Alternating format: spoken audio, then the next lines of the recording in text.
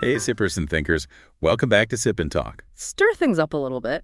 It's your host, Joe, here with the one and only Sunny, ready to take another deep dive into the world of ideas. Always excited to see what rabbit hole we're going to tumble down today. Speaking of rabbit holes, you wouldn't believe the week I've had. Oh, no. What happened? You know how I finally caved and bought that ridiculously expensive bottle of whiskey we saw in Mickytolife? Oh, yeah. The one you swore you'd only try if you won the lottery? Exactly. Well, it turns out I didn't need the lottery win. Let's just say a certain someone may have accidentally double-booked himself for a speaking engagement and needed a quick stress reliever. Well, at least it was for a good cause. That's what I'm telling myself. Speaking of Mickytolife, big shout out to them for always keeping our glasses full and our travel itineraries exciting. If you guys haven't checked out their channel for all things whiskey travel and good times, you're missing out. Seriously, they're the best. But enough about my whiskey woes. Today's deep dive is all about a question that's been swirling around my mind ever since a listener sent it in. Ooh, what is it? What is knowing? That's a big one, Joe. The kind of question that philosophers have been wrestling with for centuries. It's like trying to grab smoke. The more you reach, the more it slips through your fingers. Isn't that the truth? Yeah. It seems so simple on the surface, but the more you think about it, the more complex it gets. Yeah. Like, how do we actually know anything for sure? Yeah. Are we just talking about sensory input and brain processing, or is there something more to it? Well, that's exactly what we're going to unpack today. Yeah. We've got a stack of sources here, from philosophy texts to scientific studies and even some mind-bending theories about psychic phenomena. We're talking the full spectrum from the concrete to the totally out there. Okay. I am intrigued. Right? Like, I swear I once dreamt my friend was going to win a hot dog eating contest, and guess what? What? A week later, bam, he's crowned the champion, covered in mustard and glory. Now, is that just a crazy coincidence, or was there some weird knowing going on? Okay, now that's a story I need to hear more about later. Yeah. But you're right. It makes you wonder if there are different layers to knowing. Maybe some things we know through logic and reasoning, while others feel more like intuition or even a gut feeling. Totally. So where do we even begin to tackle this beast of a question? Well, should we start by getting all philosophical and diving into the theories about knowledge? Yeah. Let's ground ourselves in the classics first. When it comes to the philosophy of knowing, we can't skip over epistemology. Epistemology. Which is basically the study of knowledge itself. Epistemology sounds fancy, but break it down for us simple folk. Okay, so imagine epistemology as a giant toolbox filled with different theories and models for understanding how we know what we know. I like that. Think of it like this. Why do you believe the sky is blue? Well, because I see it with my own eyes every day. I mean, unless I'm wearing those funky sunglasses that make everything look pink. Exactly. So you've got your own direct experience as evidence. But what if someone told you the sky is actually green and they had a whole scientific explanation to back it up? Would you still be so sure? Now you're messing with me. I think I'd need some pretty convincing evidence to switch from Team Blue Sky. But I see your point. Knowing something often involves weighing different sources of information and deciding what we find most credible. That's a core part of what epistemologists try to figure out. What makes a belief justified? How do we distinguish between opinion belief and genuine knowledge? Is knowledge even possible, or are we all just swimming in a sea of subjective interpretations? Whoa, deep waters already. Right. So what are some of the big ideas these epistemology folks have come up with? Give us the SparkNotes version. One classic starting point is the justified true belief model. Justified true belief model. This basically says that for you to genuinely know something, 3 things have to be in place. Okay. 1, you have to believe it. 2, it actually has to be true. And 3, you need to have a good reason to believe it, some solid justification. Okay, that makes sense. So, like, I can't just say, I know that unicorns exist because I really, really want them to be real. I need some actual evidence. Right? Exactly. But here's where things get juicy. Even with this seemingly straightforward model, philosophers have found all sorts of ways to poke holes in it. Oh, I love a good philosophical brawl. Tell me more. What kind of holes are we talking about? Well, these are famously called Gettier problems. Gettier problems. Named after the philosopher who came up with them. Essentially, they describe scenarios where someone might have a belief that is both true and justified, but it still doesn't quite feel like real knowledge. Wait, hold up. You're saying you can have a true belief, a good reason for believing it, and still not actually know it? How is that even possible? Mind blown. That's the beauty of these get-here problems. Okay. They force us to really examine what we mean by knowing. One famous example is the fake barn scenario. Fake barn scenario. I'm intrigued. Imagine you're driving through the countryside and you see a barn in the distance. Oh. You believe it's a barn. It's actually a barn, and you have a good reason to believe it because you're seeing it with your own eyes. Makes sense so far. But what if you later find out that the whole area is filled with incredibly realistic barn facades? Oh, no. And you just happen to stumble upon the one real barn. Okay, now you're just messing with my perception of reality. But I see what you mean. Even though I had a true belief in a seemingly good reason for it, I didn't really know there was a barn because my justification was based on faulty information. Exactly. Get-here problems basically exposed a crack in the seemingly perfect, justified, true belief model. And philosophers have been debating ever since about how to patch it up or whether we need a whole new model for understanding knowledge altogether. So it's like we're trying to solve a cosmic puzzle, but some of the pieces are still missing. That's a great way to put it, Joe, and it just goes to show that even something as basic as knowing can lead us down some pretty mind-bending paths. This is getting good, but we've only just scratched the surface. Yeah, just getting started. Before we go full philosophy nerd, let's take a quick sip break. When we come back, we'll explore some other big ideas from the philosophy of knowledge, and then we'll dive into the fascinating world of how our brains actually process information. All that and more coming up next. Stay tuned. Don't go anywhere. Welcome back, knowledge seekers. All right, so before we get too comfy in our philosophical armchairs, Right. let's shift gears and explore how this whole knowing thing actually plays out in the real world. Okay, I like it. So where do we start? Well, think about how you learn anything new. It usually starts with your senses, right? That's You right. see something, you hear something, you smell something. Right. Those sensory experiences provide the raw data that your brain then has to process and make sense of. Makes sense. Yeah. Like, I can't say I know what a pineapple tastes like until I actually take a bite, even if I've read all about pineapples in books. Exactly. So perception is the foundation. Your senses are like the input channels, bringing information into the brain. Okay, I'm following you. But then it gets really interesting because your brain isn't just passively recording this information like a video camera. It's actively interpreting it, connecting it to your existing knowledge, and making judgments about its meaning and relevance. So it's like our brains are constantly filtering and analyzing everything we experience. Precisely. And we have specific parts of our brain that are superstars at this. Oh, really? For example, the parietal lobe is all about helping us understand spatial relationships. Spatial relationships. Like where things are in space and how they relate to each other. Okay.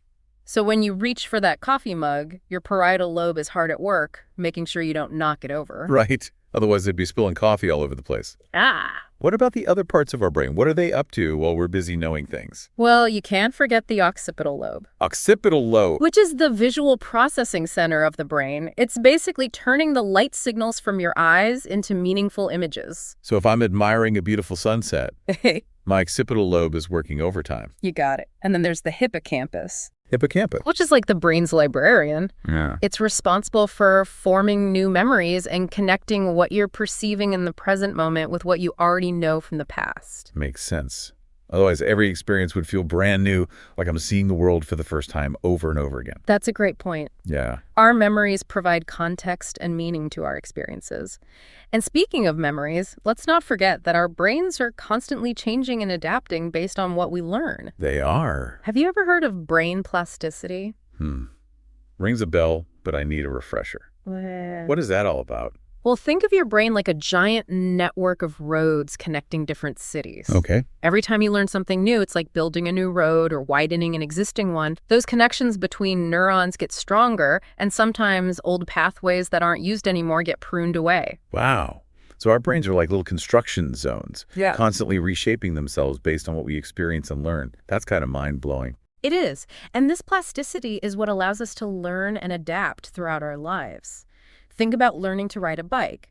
At first, it feels awkward and challenging because those neural pathways are new and unpaved.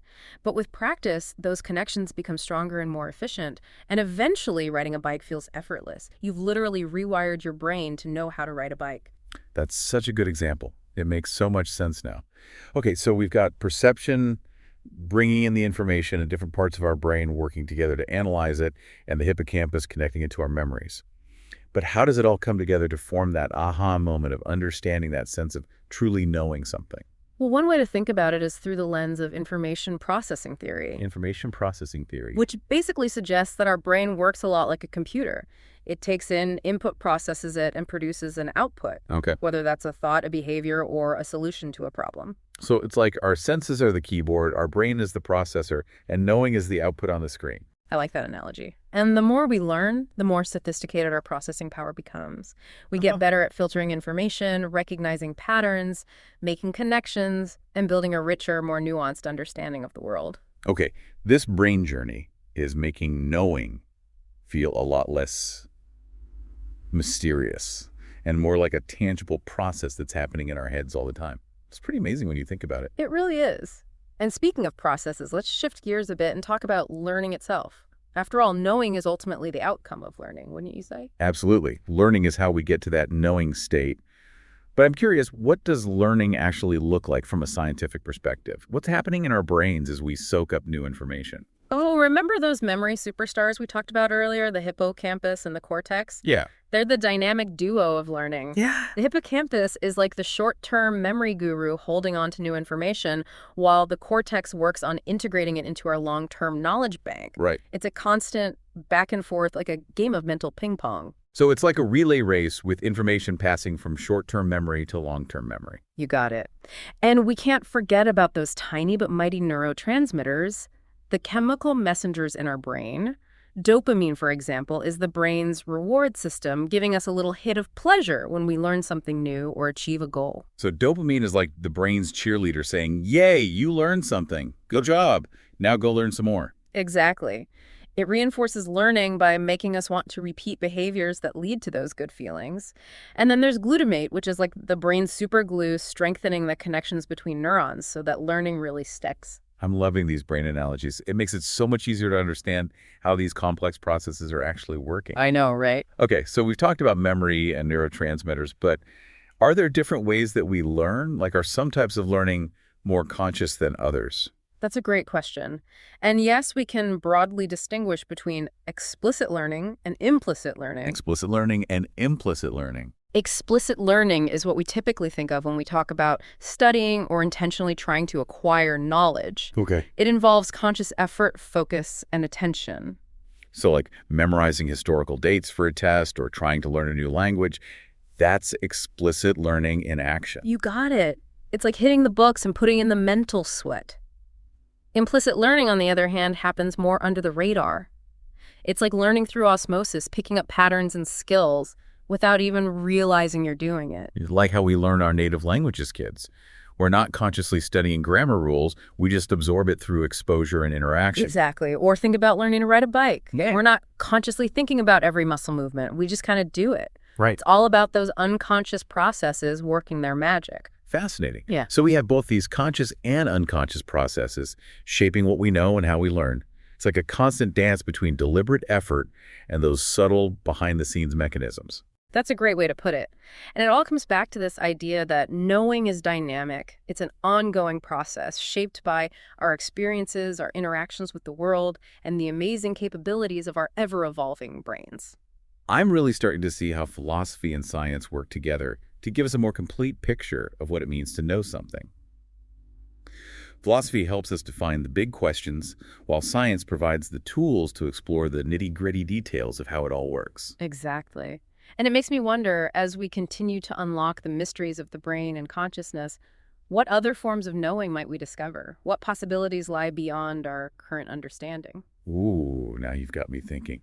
And speaking of pushing the boundaries of knowing, we're about to enter a realm where science and the unexplained collide psychic phenomena. Ooh, getting spooky. Get ready, listeners, because things are about to get spooky. Yeah. All right, listeners, buckle up, because we're about to venture into territory where science gets a little fuzzy and the unexplained take center stage psychic phenomena. Ooh, yeah, those experiences that seem to defy our conventional understanding of how knowing works, things like precognitive dreams, intuition, telepathy, even psychokinesis. Okay, I'll admit it, this stuff both fascinates and freaks me out a little. It's like, part of me wants to believe in these mind-blowing abilities, but the other part is like, show me the receipts, where's the proof? Right. It's healthy to be skeptical. Yeah. It's important to approach these claims with a critical eye. Because let's be real, there's a lot of debate swirling around psychic phenomena. Some people view them as evidence of extraordinary human potential, while others dismiss them as hoaxes or wishful thinking. So let's break it down. What are we actually talking about when we say psychic phenomena? Give us the rundown. It's a pretty broad category that encompasses a range of experiences. We're talking about things like precognitive dreams, where you dream about something before it happens, intuitive knowing, where you just have a gut feeling that turns out to be right, telepathy, which is mind-to-mind communication, clairvoyance, seeing things beyond normal sight, and even psychokinesis, the ability to move objects with the mind. Okay, yeah, we're officially in X-Files territory now. And I'm guessing there's not a ton of hard scientific evidence to back up these claims. You're right to be cautious. The scientific community is generally pretty skeptical when it comes to psychic phenomena. And for good reason, many of these experiences are difficult to study under controlled conditions. And there's always the possibility of fraud, misinterpretation, or just plain old coincidence. Right, like maybe that dream I had about my friend winning the hot dog eating contest was just my subconscious putting together random bits of information and creating a story that happened to come true. Exactly. Our brains are incredibly complex, and there's still so much we don't know about how they work. But that being said, there are some intriguing findings that suggest there might be more to the story than just coincidence or wishful thinking. Okay, you've got my attention. What kind of findings are we talking about? Well, there's been some research exploring the possibility of unexplained brain signals and resonance phenomena that could potentially play a role in psychic experiences.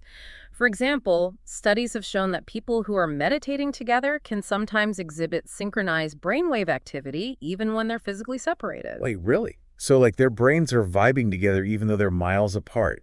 That's pretty wild. It is, and it raises the question of whether there might be other ways for our brains to connect and exchange information that we haven't fully grasped yet. Okay, now my mind is officially blown.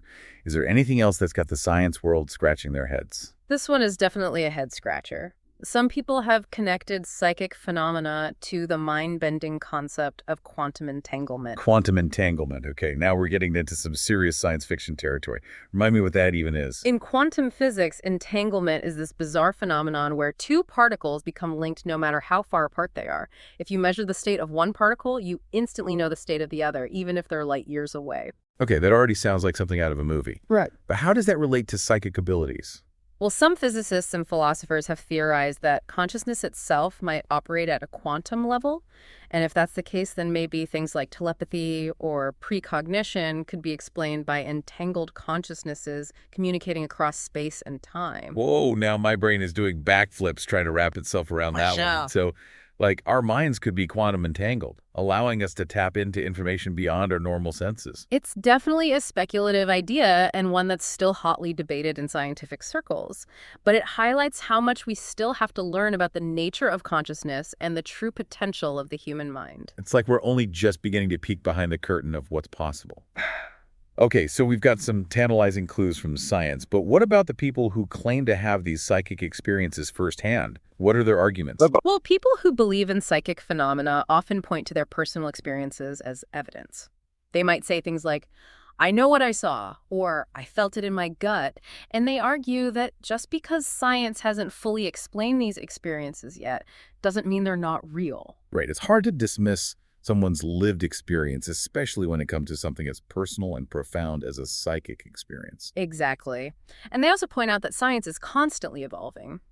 What seems impossible today might become commonplace tomorrow as our understanding grows. Good point. I mean, a few centuries ago, people probably would have thought smartphones were magic. Precisely. But of course, the skeptics have their arguments too. They tend to emphasize the lack of replicable evidence, meaning these experiences haven't been consistently demonstrated under controlled conditions. So it's hard to rule out the possibility of chance, coincidence, or other factors that could be influencing these experiences. Exactly. And skeptics also often point to the fact that the history of psychic phenomena is unfortunately riddled with hoaxes and fraudulent claims, which makes it even harder to separate genuine experiences from the fakes. That's a good point. It's important to be discerning and critical when evaluating these kinds of claims. Not everything that glitters is psychic gold. Well said. Ultimately, I think it comes down to each individual's interpretation and what they're willing to believe. The evidence is out there both for and against, and it's up to each of us to weigh the arguments and come to our own conclusions. This has been an incredible journey from the foundations of philosophy to the inner workings of the brain and now into the realm of the unexplained. It's amazing to see how all these different perspectives come together to shed light on the big question, what is knowing? I agree. And I think the biggest takeaway is that knowing is multifaceted, complex, and constantly evolving. It's shaped by our conscious learning, our unconscious processes, and perhaps even forces beyond our current understanding. Well said.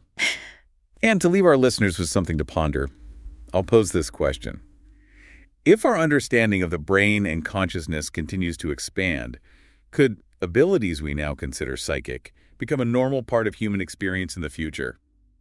Food for thought, sippers and thinkers. Definitely something to chew on. Thanks for joining us on this deep dive, everyone. Until next time, keep those minds open and those questions flowing. Cheers to that. And as always, if you're enjoying Sip and Talk, be sure to subscribe, leave a review, and tell a friend.